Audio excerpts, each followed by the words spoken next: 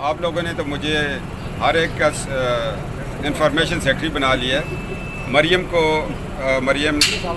नवाज़ को अभी तक कोई नोटिस मिला नहीं है। वैसे भी वो आदी हो चुकी हैं, एक हफ्ते नोटिस ना आए तो वो पूछती हैं कि हुकूमत सो तो नहीं गई है। चेयरमैन नैब के असासे अब तक कितने आपने जो है वो दरियाफ्त कर लिया आपने? यार चेयरमैन नैब बेचारा फंसा हुआ है। एक तरफ से मीडिया उसको प्रेशर दे देती है।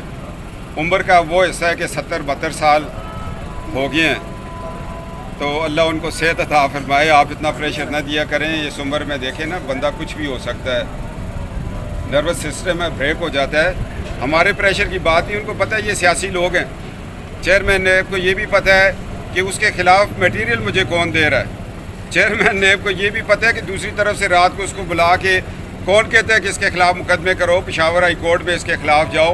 वो बेचारा दरमियान में चेयरमैन नेब फंस चुका है।